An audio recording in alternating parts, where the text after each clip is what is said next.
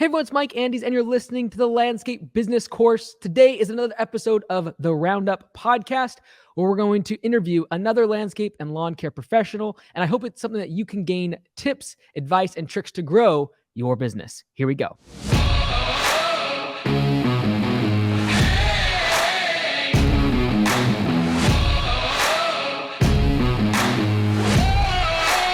Let's go! Woo! Hey everyone, welcome to another episode of Roundup, where we interview other landscapers. Hopefully you can learn something today. Today we're going to be interviewing David, who's actually from Warwick Property Group over in New Jersey. And it's a really interesting story because we're going to be talking about family businesses, taking on acquisitions and how to turn businesses around, ramp them up, and also be able to do that while you're working a 9-to-5 and another job completely separate from your landscaping business. Without any further delay, let's go ahead and bring in David. David, thanks so much for coming on the show. I really appreciate it, brother. Hey, Mike, no problem. Appreciate you having me. So I'm really interested in kind of your story from several different perspectives. The first and foremost, tell us a little bit about your dad, who started the business quite a long time ago, and what he did before you acquired the company. Yeah, so as you said, it was my father's business for a long time. He started it back in, I think, 88 or 87, 88. I was born in 87, so it was right around that time. He started out, he was, one-man show. It was him out there cutting lawns and making money just to support, my mother and I and family, and I have some siblings. And over time, he grew that up and he expanded. And when at some point in there, he hired more people. And at one point when I was younger, he had 3 or 4 crews on the road. I remember, guys showing up at our house in the morning. Because he worked out of our house for the most part. We had a yard for the equipment, but office and everything was at home.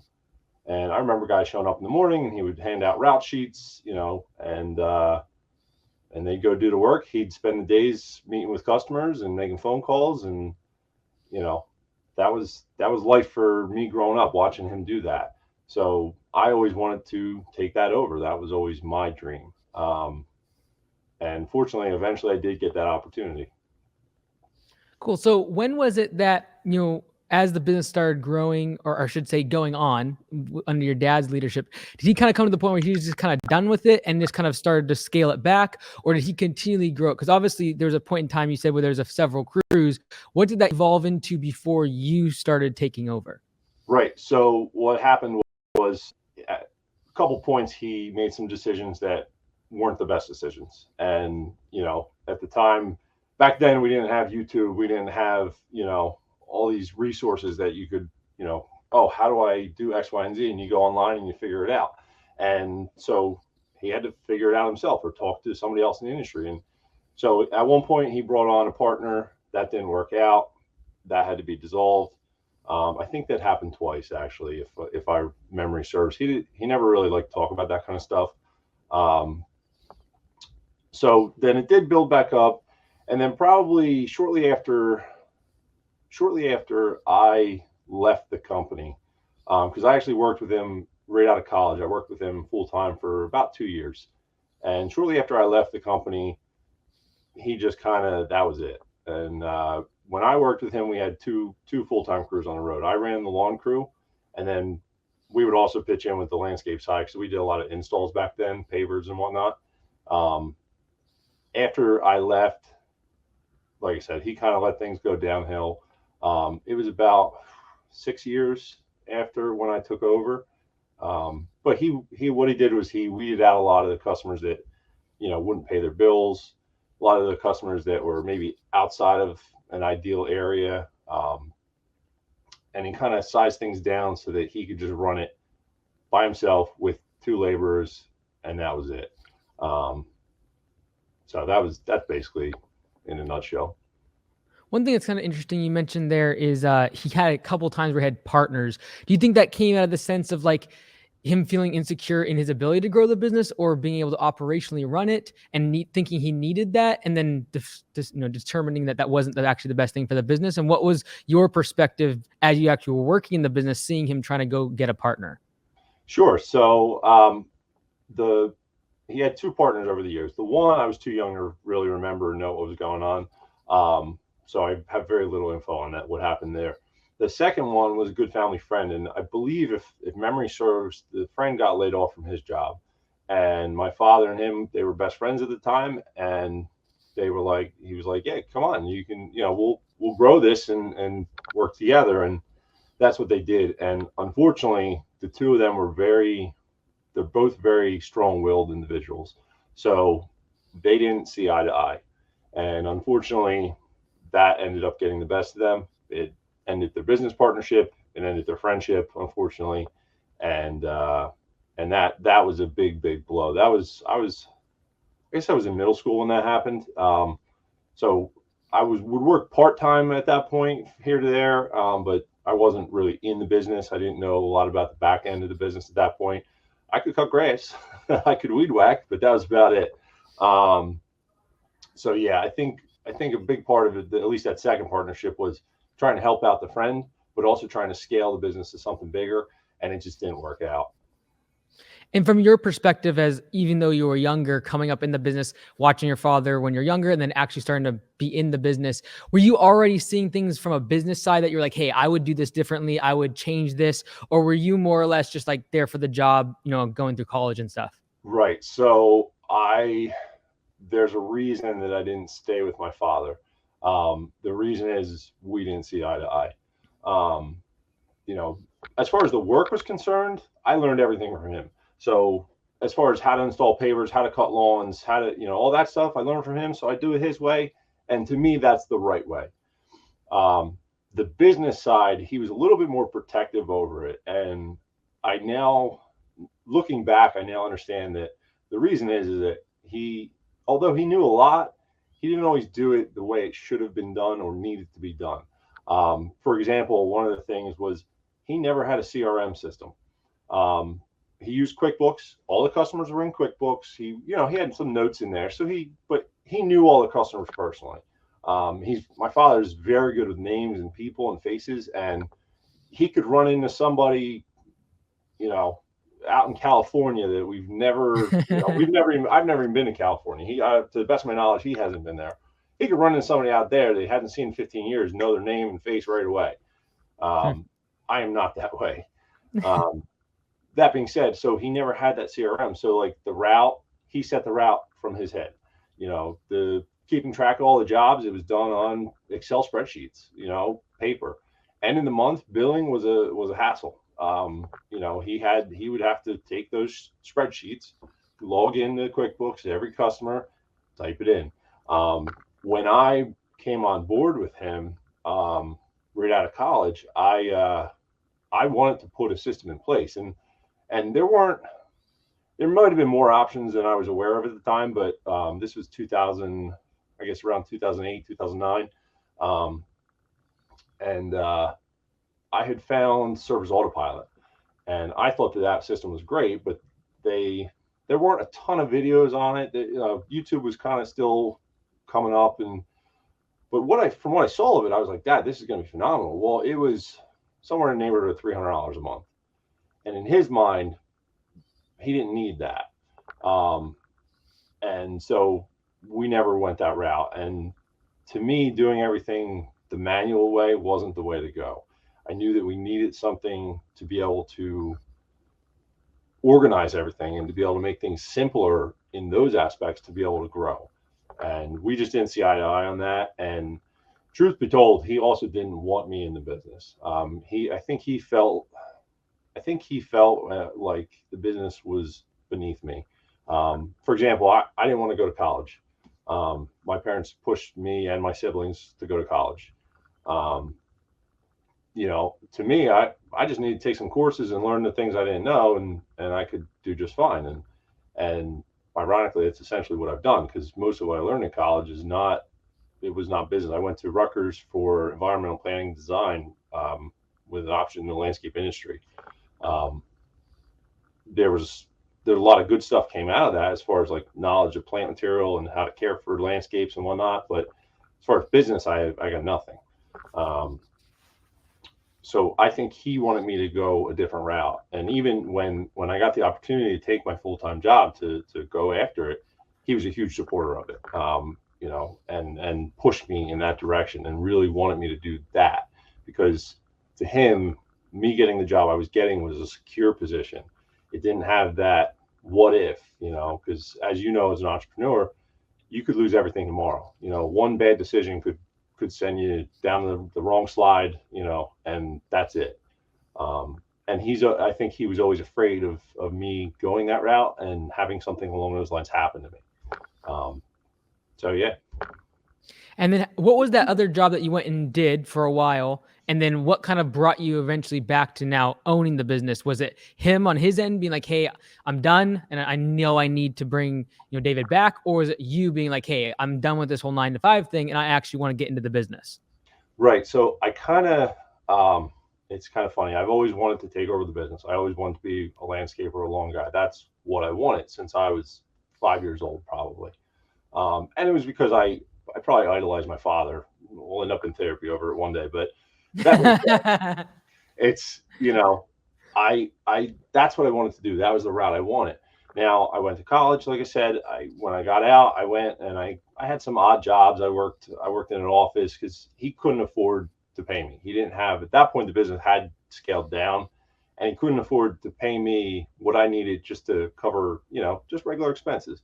And I still worked for him part time a lot, and he would give me back then. I was going out on a Friday night, taking somebody out on a date. Hey, here's $50. And that was my pay. There was just a mutual understanding. Flash forward, I had the opportunity. One of my girlfriend's father was a police officer in our local town, and at the time, she was taking the test to try and become a police officer. And of course, I'm like, oh, I'll go take it. Sure, why not? So I actually ended up taking the test, doing very well. And when our local town was hiring, they hired me. I went through the police academy, and I'm actually still a full-time police officer. I work midnights by choice for combinations of reasons. The biggest thing is seniority for my family. I have a family. I have 2 young kids, and a wife, so I can have all the holidays off and everything. The other reason is during the day I'm available. I can meet with customers. I can schedule meetings. I can route. I can meet with my guys. I can pick up equipment and all that stuff. Um, so yeah, when about 2 years, 3 years ago now, close to 4 years ago, I should say, he came to me and he's like, "Listen, I think this is it. I'm done." He was in the process of starting to get ready. They were moving from New Jersey to North Carolina, and he came to me and he said, "That's it." He basically said, "Listen, you got to tell me now. Either you want it, or I'm going to put it all up for sale." And that's it. And I went to my wife and who was a saint, and I said to her, "Honey, this is what I've always wanted." I said, "I know it's a big risk. I know it's going to take a lot, but I want to try it." I really told her I really want to give it a whirl, see what I can make of it. See if the ideas that I wanted to push with him would actually work. And see if I can build this up to something that we can be proud of as a family. And one day maybe even pass on to my children. And so I did. Him and I sat down. We had a conversation. We came up with some numbers. I did buy the equipment and the customer list from him for probably substantially less than he would have sold it elsewhere. And plus I had the knowledge. Because like I said, he didn't have a CRM. So even to that point, it was a little, well, what do you do about Mrs. Adams? How do you deal with her? Because I know we do everything for her, and so he was able to give me that information. So I came up with that. We sat down and I took over, and that spring I went for it. So the year prior to you taking over, you said about 50,000 in revenue he had been doing. You took it to about 110, and then this year we're on track for about 350,000. At each of those stages of growth, and with you still having your job at night, but still a full-time job, has it just forced you basically to use systems because you physically, cannot know all of that now information in your head? Right. So what I did was, for the record, I actually don't know what his revenue was that last year, but it was probably around there. So when I took over, the very first season was kind of a make or break for us. I brought on a full-time employee. He had worked for my father and I when I was with the company years prior, and he had left because there were some issues going on between him and my father. He left. So he had reached back out. It was just coincidental timing. And I said, listen, I'm doing this. I said, if you want to come back, I'll have you back and we'll give it a whirl. I said, I'm not making any promises, but we'll try it. So right away, he had some knowledge. He knew how we like things. So I brought him in. The very first thing I did was I got a system. And of course, I jumped into Service Autopilot. I didn't last with it, unfortunately, because it's a huge system, as I think you use it as well. And I'm a one-man band, so it just wasn't working. So I ended up switching to Yardbook shortly after. And Yardbook just allowed me to do simple things like, for example, if they go out, I schedule the work, they go out and do the work. When they hit complete, I don't have to then check the sheet and go, okay, what was done? I just click 2 buttons, it does the billing, we're done for the month. So yeah, systems were important and they still are. And unfortunately, as I have scaled, I realized that they're not good enough yet. And unfortunately, this year, so that first year we did, I think, actually the numbers over here, we did 108,000 that first year. I didn't lose anything, but I also didn't walk away with any extra. Flash forward that next year, same guy, 2 laborers at that point. I went from 1 laborer the first year to 2 laborers the second year. We ended up going up to 161 in revenue for the year. Again, didn't make anything, but didn't lose anything. But that was with COVID going on, which at the end of that season, that was supposed to be it. My wife and I told her, give me 2 years to figure it out. At the end of that second year with COVID, I said, honey, I didn't do half of the stuff I wanted to try because, everything changed. Nobody knew what was going on. This, March, April is when we kick off our season here in Jersey, and nobody really knew at that point, are we going to be able to open? Are we going to be able to cut lawns? I was back on a mower for the first time, like regularly. I was getting off of work at 7 a.m. and getting changed into a work t-shirt and heading out to meet him to cut some lawns. And I would do that 2-3 days a week sometimes. And it was not fun. And then once the state said, okay, you can have 2 guys in a truck, they just got to wear masks, brought the laborers on. That was that. But yeah, having systems in place. So now what we're doing, I've been using Yardbook through this season. I hired 2 brand new crew leaders this year. I was trying to hire a third and unfortunately just haven't found somebody with the hiring market the way it is. And I'm actually in the process of switching back to Service Autopilot and making a lot of changes in that aspect of the business to be able to automate things like letting the customer know when we're coming, for example. That's been a big problem for me this year, is that going from that 160 to we're on track to do, like I said, 350,000 right now. We've invoiced 306,000 so far this year. We have 2 full-time, like I said, I have 2 full-time drivers, crew leaders, and I have 2 full-time laborers. I've had up to 7 people at one point this year. Unfortunately, couldn't keep these guys. They would show up for a couple of days and then leave. I had one guy, he worked for 2-3 weeks and then just disappeared, just like a ghost. So it's been a complicated year, but what I've learned this year is that I cannot continue to run the business without having good systems in place, having things that, a call center can take the call and give them a price for the lawn. Right now, I have a call center. They take the call, they put a note in. I got to then go figure out the price, and either I got to call them back or I got to put another note in to have them call them back. I need to eliminate that kind of stuff. That's a big thing for me right now.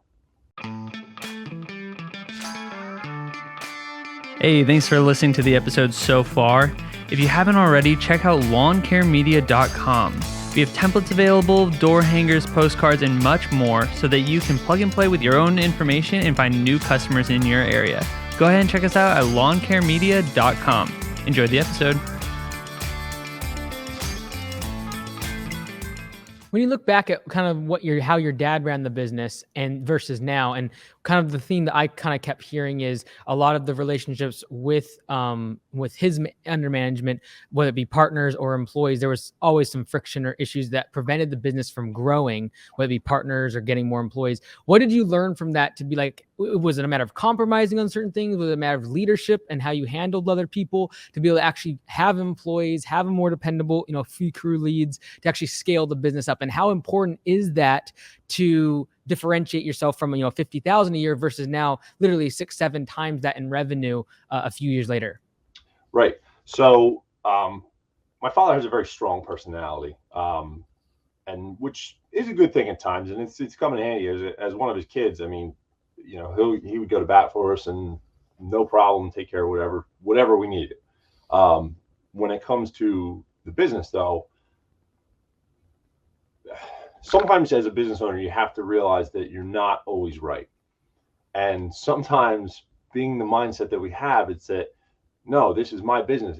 It is my way. I am right. And I have to sometimes go, maybe I'm not right, and a lot of what I've learned has been from just listening to books, audiobooks, and trying to avoid that friction. You got to be able to trust people at a certain point, and I think that was another part of it. Is I don't think he had a lot of trust in people. I think that he had been burned too many times, and that kind of killed it for him.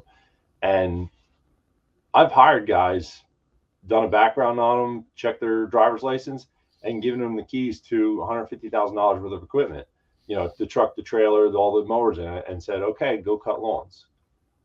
That's a lot of trust, because you got to know that A, they're not going to crash it, B, they're not going to steal it, and unfortunately, if you've been burned, you understand why that can be nerve-wracking, why that can cause a problem, and why, somebody who they don't have. My father had nothing but the business. There was no backup plan. I don't need the business. I make enough money from my full-time job as a police officer that I could shut it down tomorrow and be fine. There's food on the table. The house is my wife takes care of the house. That we go out to dinner. Like I haven't taken anything from the business yet at this point. So I think that's another part of it, is that I'm willing to take the risk, because at the end of the day, if it blows up, I can just walk away. I pay whatever debt has to be paid, sell everything off, and that's it. Would I be disappointed? Do you think that's sometimes why, like, your dad or someone that has only the business can sometimes overreact or be too forceful, is just because it's almost a matter of scarcity, or like they're almost backed into having the business and it's surviving. They almost do things counterproductive to its growth? Right. So that's a great point. And that's exactly what I think would happen sometimes, is that he, at the end of the day, if the business didn't make money, there were 4 children and a wife that went without. And, I do remember times growing up when things were tougher, and, and then something would happen, something would go right. And then, okay, we're going to get new shoes today. We're going to, get new school clothes or whatever.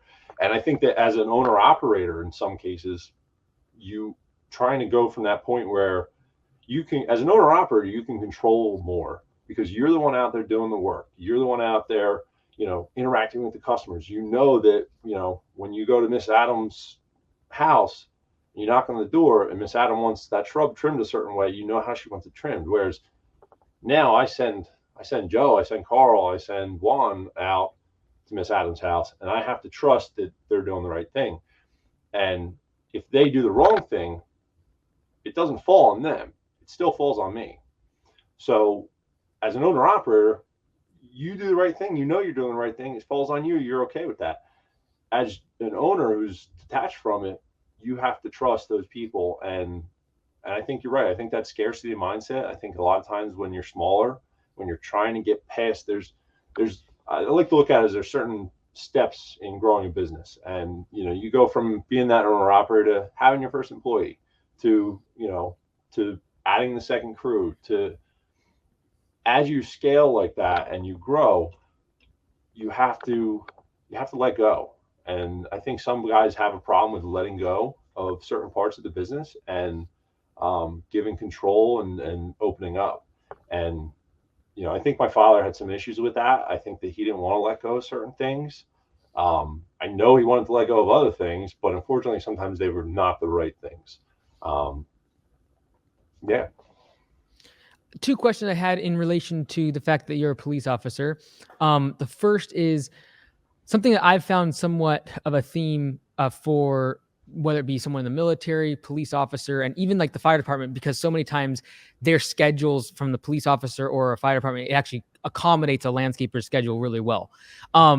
But sometimes what I've seen them struggle with, and I wanted to ask your opinion on this, and if it's something that you think about, and that is they go from a structure like where the department and you have a chief and you have very much structured and it's very not hierarchical, but like you take orders, right? And someone else will just, you can basically override you.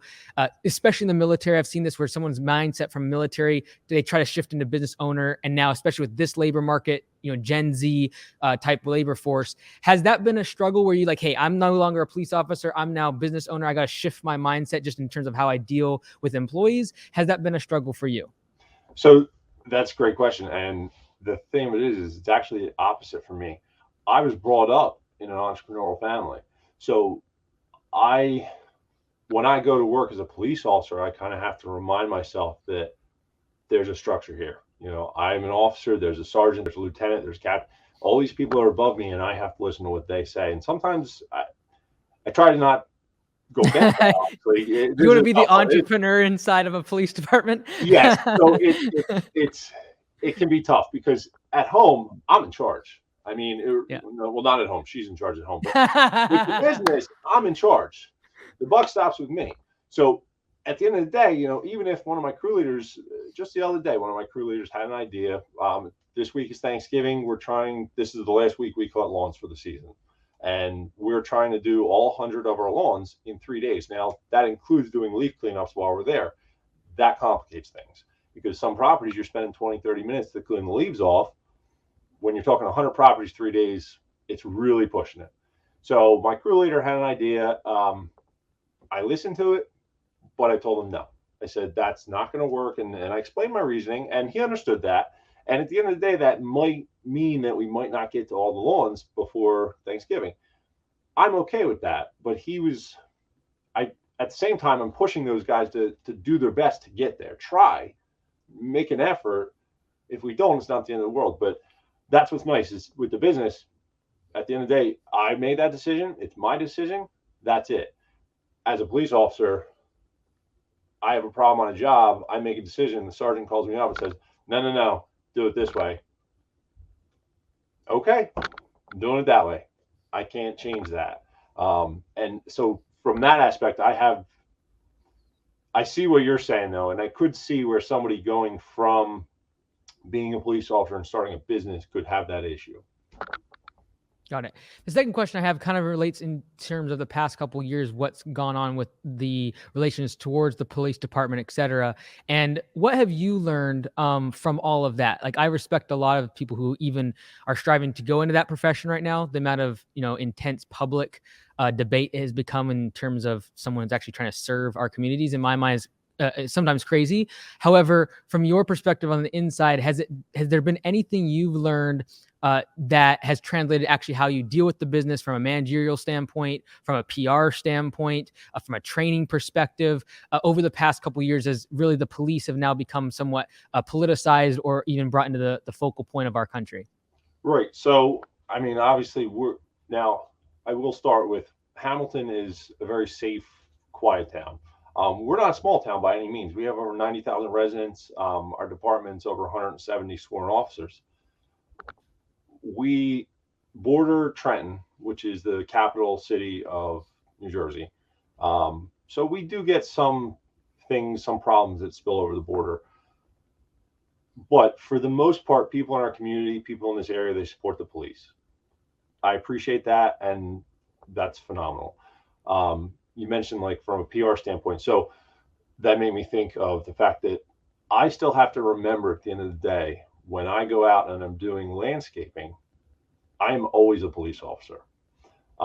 So when I make decisions in the business where for example, something that has been an ongoing thing that I've noticed with a lot of other contractors, a lot of other landscape contractors in our area, is you're supposed to have your trucks and everything registered a certain way and lettered a certain way by state law in New Jersey. All my trucks are registered that way, lettered that way. I'm actually waiting for new vinyl for a new truck, but it will be lettered that way. So if I make those decisions the other way and I say, you know what, everybody else does it that way, I'll just do it that way, I could actually get in trouble as a police officer for doing the wrong thing within the business. So from that aspect, I almost have to watch over the business a little tighter, and make sure that my guys are doing the right thing. I mean, all my guys know what I do for a living. So they all understand that. And whenever they come to me with a question, and it's listen, Dave, for example, we can get it all in one load, but it's going to put us overweight.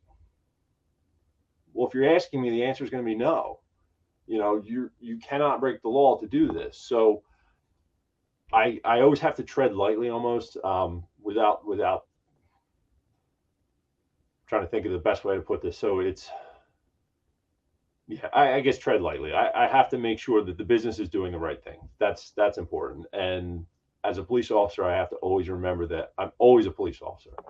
As a landscaper, I can turn that off and on, or I should turn that off and on. When I go to work as a police officer, I'm no longer an entrepreneur. I'm no longer a landscaper. I'm a police officer.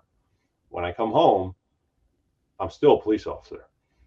I'm sworn to protect the citizens of the state of New Jersey, and that's what I'm supposed to do.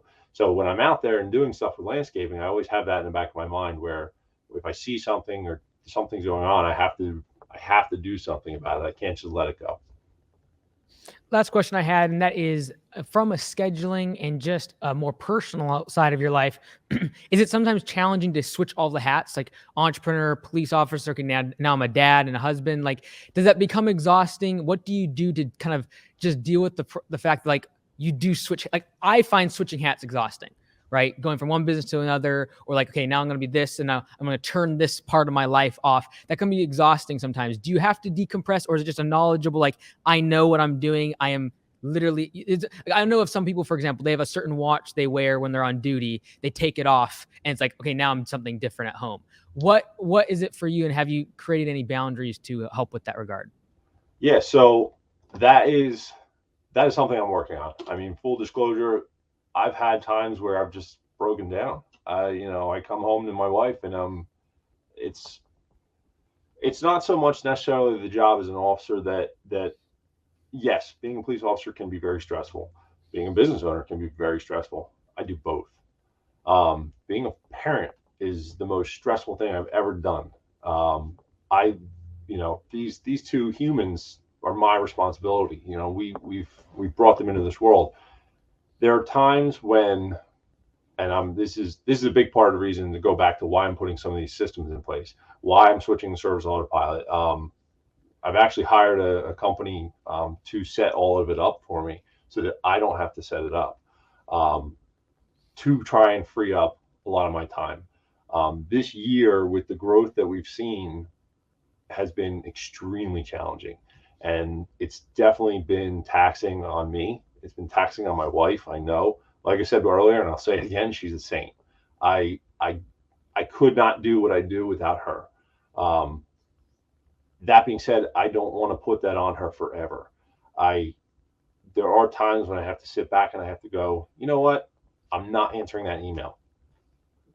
Mrs. Jones can wait. And working from home, because I'm downstairs, I'm in my home. This is my office. It's where I keep all my work stuff, but I have a laptop. I'll be up on the couch doing work too.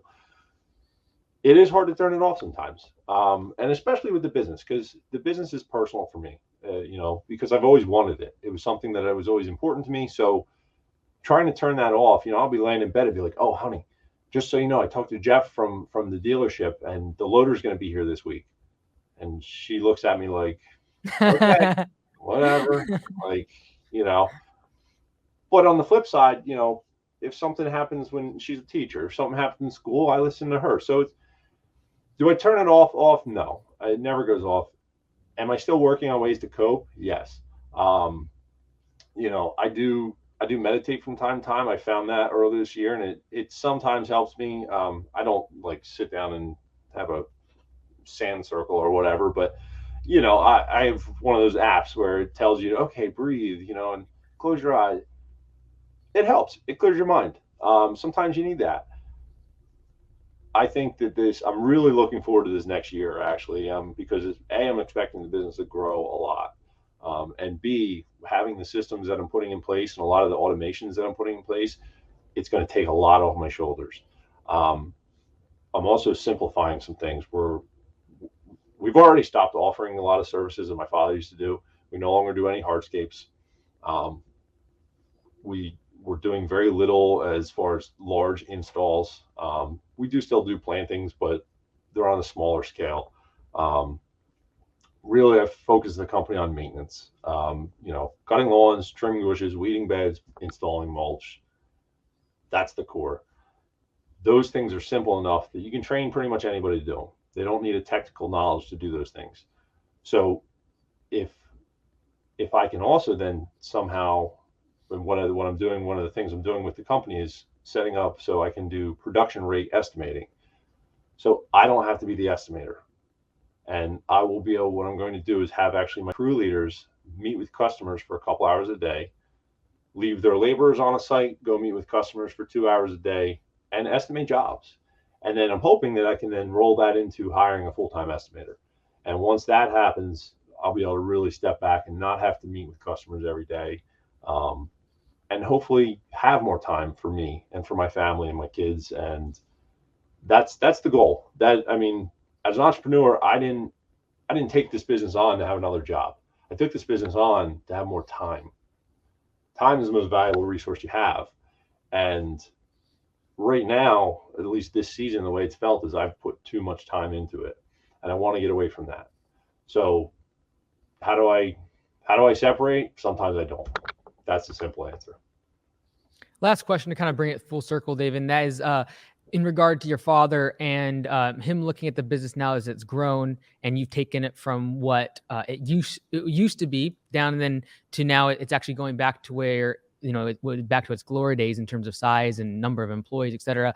Has that helped your relationship with him? Has that, or is he somewhat resentful of the fact that like you've taken it to the next level? I'm interested because so many family dynamics come into this when there's families being handed off a business or taking on a business, and if the business succeeds or fails. And so how has that been and your relationship with him? So ironically, as we're recording this or talking, I haven't really been talking with my father too much lately. Him and I don't want to say we've had a falling out. We'll get back. I used to talk to the man every day. We had some disagreements, and I think that to some extent, I think he does resent what I've been able to do in the short amount of time that I've been able to do it. I also think that as a father, that he's proud of what I've done. And my hope is that to continue to grow it and be able to give him back something more than what I've given him. I understand, because again, as I said earlier, I paid him probably a lot less than he could have got if he sold everything outright by himself. And I appreciate that. That being said, I do hope one day to be able to repay that and give him, more than what I've already given. I like I said, I don't think it's going to affect our relationship long term. Right now, like I said, we're having a little bit of a disagreement, so him and I aren't really talking as much, but I think we'll get over that, and I think at the end of the day, I think he'll be proud of what we've accomplished, because at the end of the day, a big thing is family. I mean, it's a family business, and I still use that in a lot of our marketing. We're a family business. I treat my guys like they're family. I always I do background checks on them, but at the same time, I get to know them. I know that my one crew leader has both my crew leaders actually have daughters. I know that the ones in high school, the ones in my lead laborer, he's got daughters as well. He's got building a house back home in Honduras. Like, I like to know this about my people, and family is important. And so I think that long term, my father and I will be fine. I think he'll be proud. I think he is probably proud of what I've done. And I think that he'll get over whatever resentment he might have.